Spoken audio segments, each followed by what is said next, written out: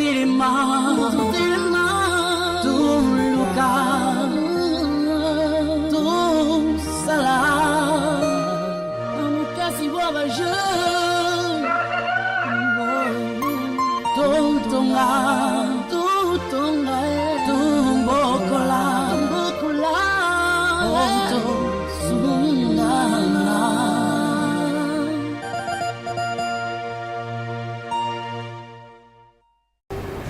Mbote na bino nyonso oyo ozwi ekusa ya kolanda émission na biso bokasi bwa bajeune oza kosala nini biso bajeune yango wana mokolo lelo tozwi ekusa ya koyamba Dominique Ibada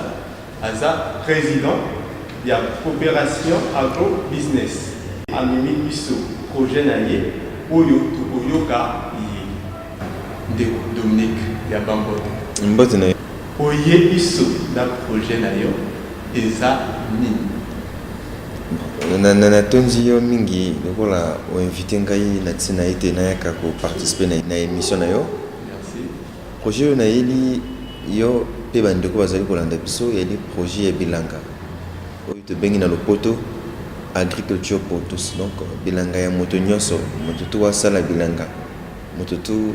asodenu na musala wana ya bilanga ni projet oyo na kanisaki komemela yo pe bandeko bazali kolanda biso nisi wana ya kosala bilanga mpona moto nyonso ezali na lolenge ete tomoni bato ebele bazali kolela surtout biso bilenge toza na problème ya chômage bajeune baza na misala te projet wana sikoyo likanisi wana elingi kopesa moto nyonso tu epusa to makasi wana ya kolona to ya koentreprendre. Plan de travail na bino eza ndenge nini?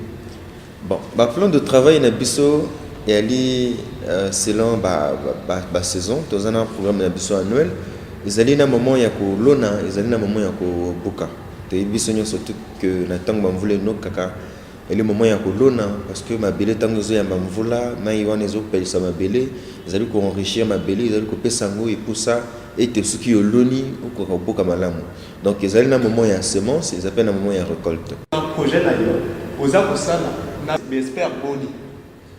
Bon, déjà na ebandeli ezali biso moko po ezali coopérative, c'est-à-dire que ezali entreprise, ezali société, ezali association boye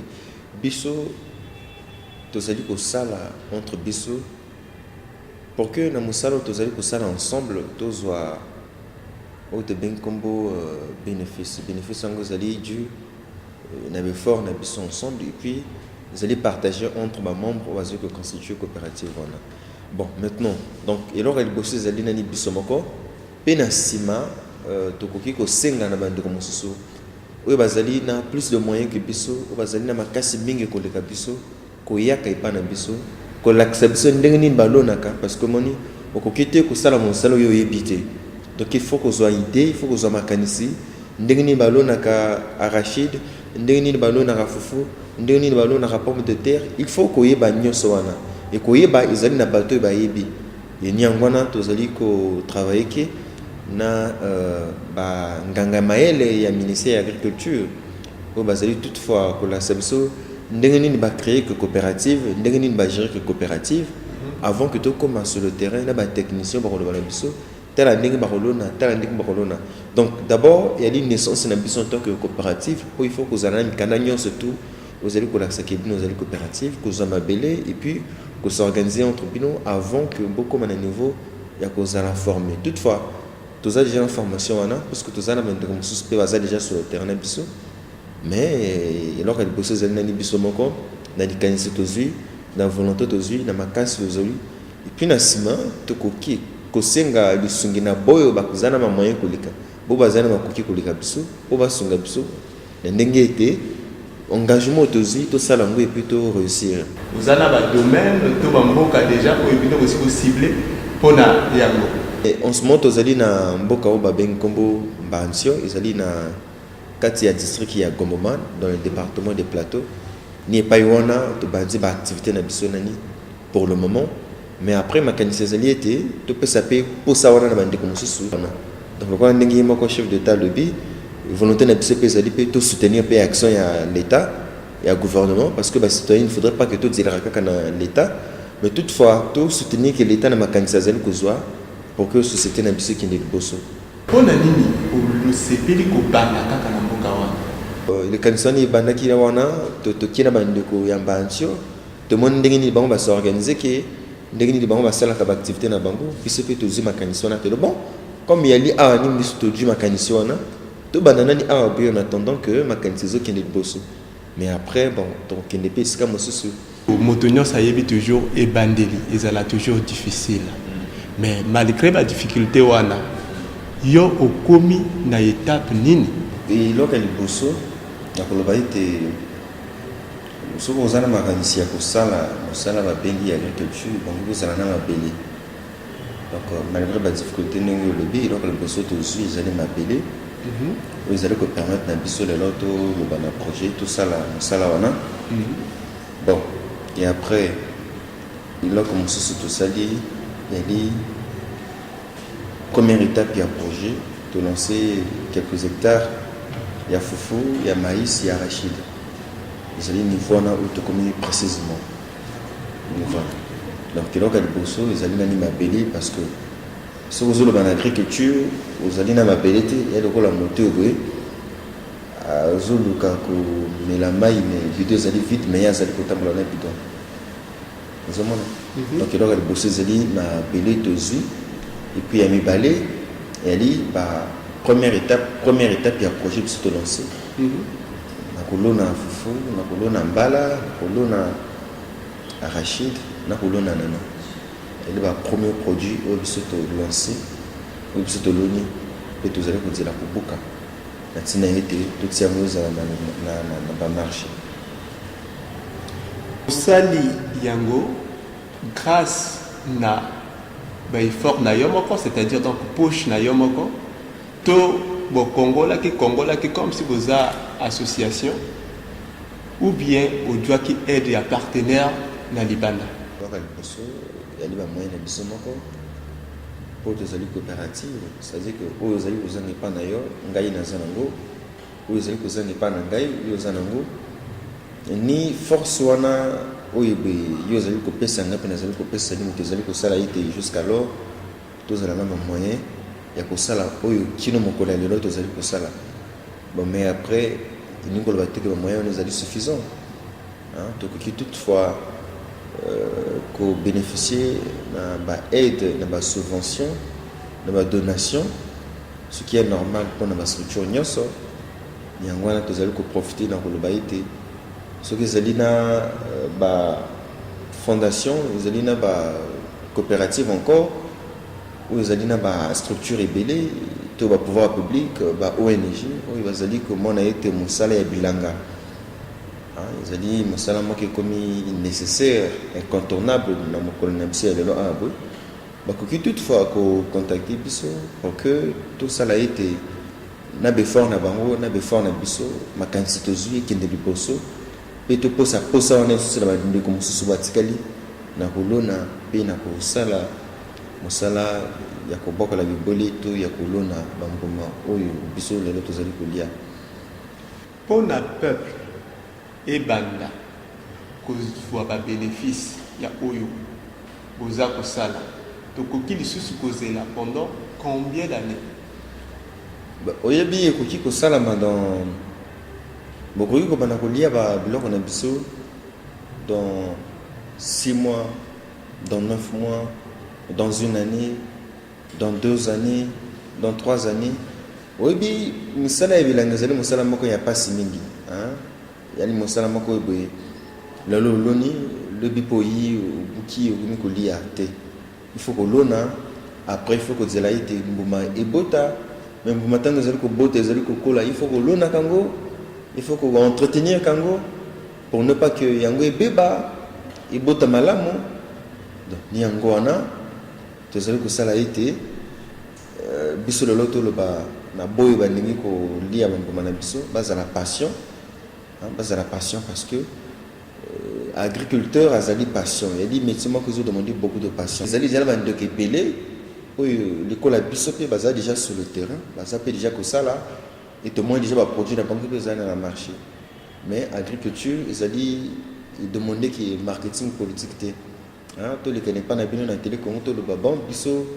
tozali koteka 200 sacs à fufu maintenant zali na zando fo lia ki na ndaka zalaki ya biso non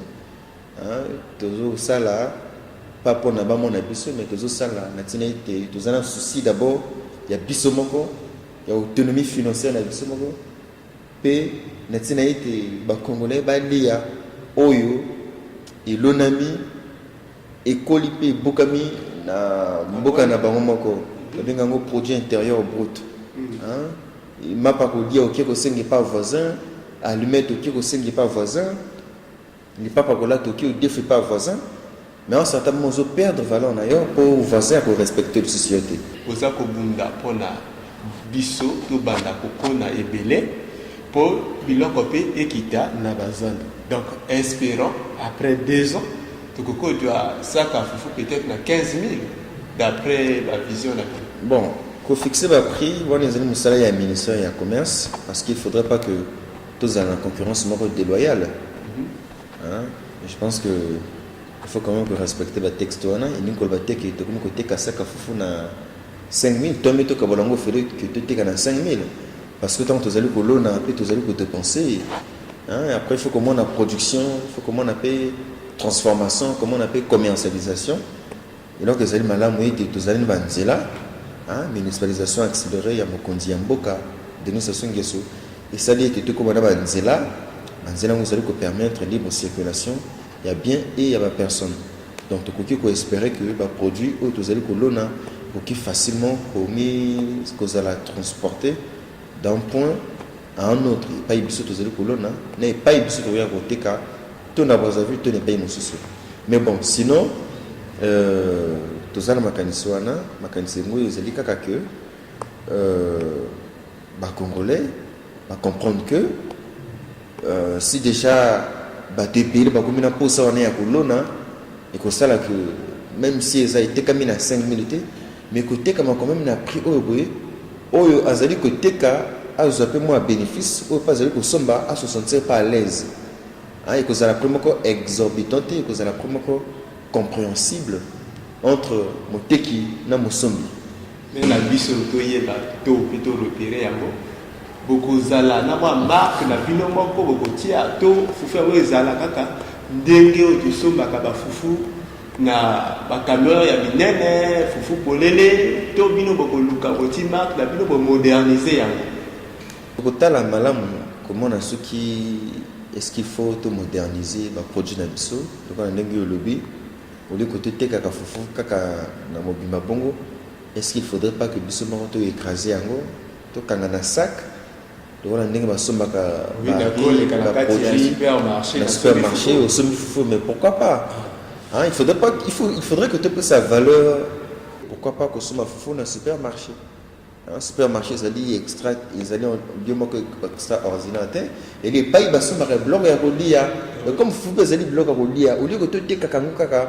vous allez exposer, banzimbazo yaka, après que tu sois fufu, et quand tu as batoto, et quand tu as salité, ou écrasé, au lambika bongo, au lit, après le boum, comme il passe, banyama du boum, comme il lobby l'hôpital, c'est mal l'hôpital. Mais il faut veiller à ce que le produit en appelle à conserver. Tout le monde que ceux qui vous allez côté ka. Batuming makinara supermarché parce que ma posée que ce supermarché elle est bien conservée, sucre elle est bien conservé, l'os elle est bien conservé, gâteau elle est bien conservé, mais pourquoi pas tout ça peut fou valeur wana na projet na bino. Boti la priorité na nini.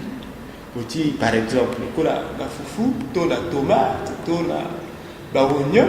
to la biloko mosusu. Bon, priorité na biso eli oyo nyonso congolais à kokite kolekisa mokolomba konso ke ya liambo ezali fufu ezali tomate ezali anana ezali ba arachide parce que moningo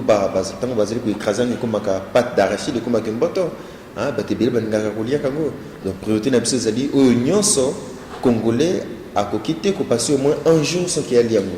ezali fufu ezali ngoba ezali banana ezali ba tomate et puis voilà tout ce qu'on envisager peu transformation. Il y a tomate, comme on a niveau mort, comme il transformé, le auto se marre en boîte na 100 francs, tout se marre na 125, mais pourquoi pas na 75, pourquoi pas na 50 francs. Et puis on doit ba produit on a tous les colons les alpes, na ba limon, au biso tous les cocolisa, le col ba soso, il faut que basoso pe voilà congolais tout somba pe basoso ils allaient ko pas na biso moko on a que éviter pas malade belé ils allaient marambe belé c'est parce que wana mais volonté na biso ils que congolais a dia ka pe soso ya yemoko c'est faut que basoso belé comme ko tekama comme ko salama comme ko milo na mboka mais force volonté na biso que tu augmenter production pour que tu répondre à la demande sur le marché et que prix à offre ils allaient un peu moi moquer aux hommes donc ils allaient basoso ils allaient bangombe ils allaient bangoulou partout ils allaient kotumba bangoulou ba posangoulou mais après il faut qu'on réfléchisse c'est vrai que tu djungoulou mais est-ce qu'il faut qu'on liango dans ba condition où bazali kotumba wana to ebongi to sala été c'est vrai qu'ils allaient loka ko lia mais tout ça dans le sens que tu gagner plus de vitamines pour éviter plus de maladies to lia pour kofumbisa lipomoté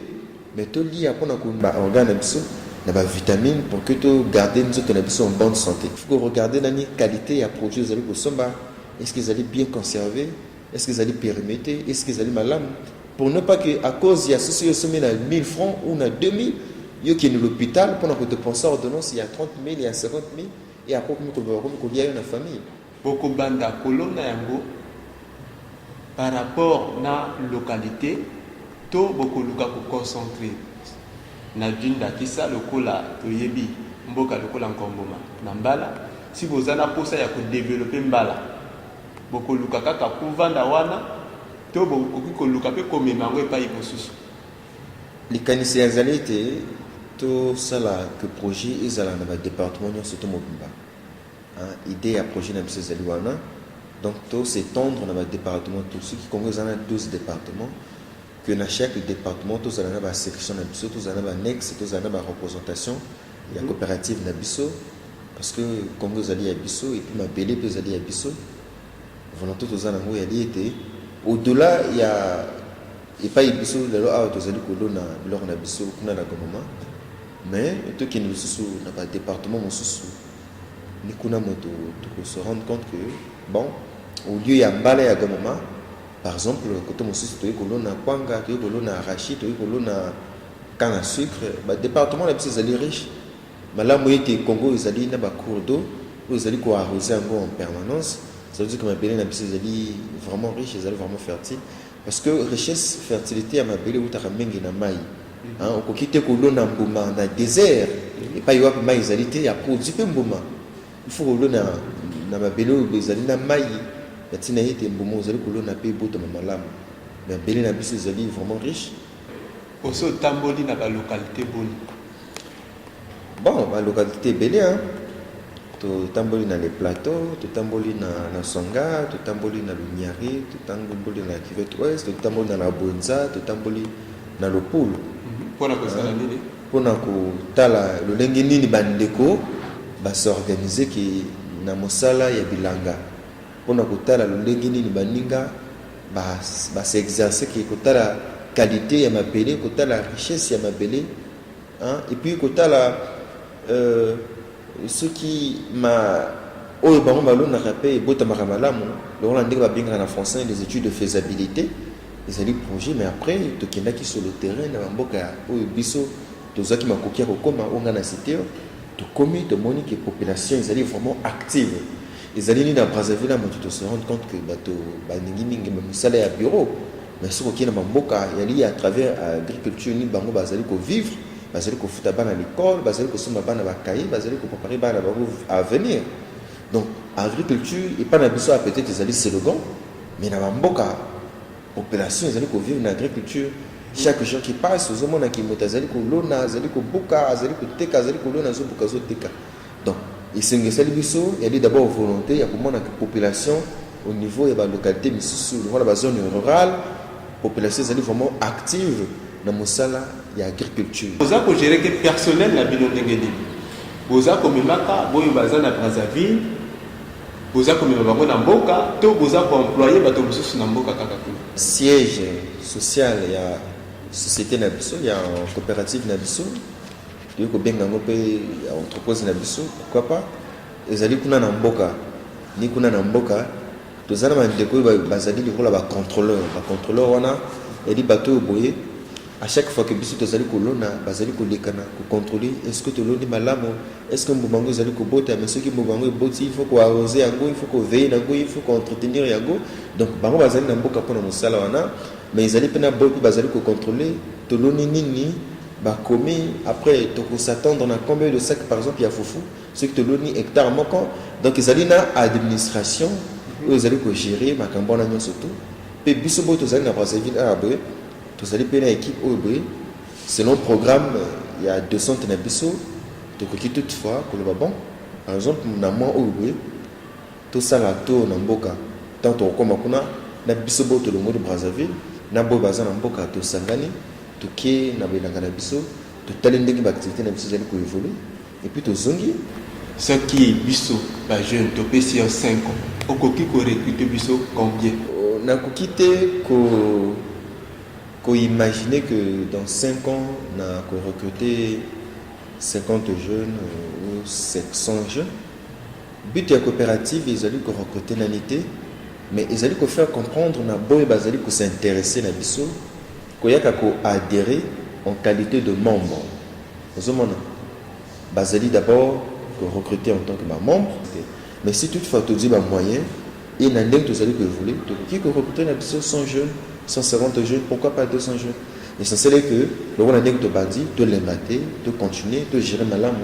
Et le lobby était le foutabissé malam. L'ilobana yasuka, les années. L'ilobana yasuka, merci na mandeko nyo surtout bazito ya ko suivre biso na télé Congo na émission na yo et puis merci na ndeko ya biso. Félicitations pour yo zali pe jeune ndengi le rôle ngai. Mais na bo bazali ko yoka biso, ce qui va sepeli na biso, kokuta na biso, ko discuter na biso. Bakoyi ko benga biso na 06 692 32 43 na lobby na 06 692 32 43 ni wana bakoyi ko benga biso tokoyi ko kutana tokoyi ko solola po bango ba pisa biso makanisi na bango biso to pisa bango makanisi na biso to rappeler te Dominique Ebata azali président ya coopérative Ago Business. Merci Nabino Obozala Kebele pour la kolanda biso. Yo jeune Télé Congo et pesi bino opportunité ya koya koloba. Oyo oza kokanisa pona mboka. Merci de susu to komi mikolo mikoya.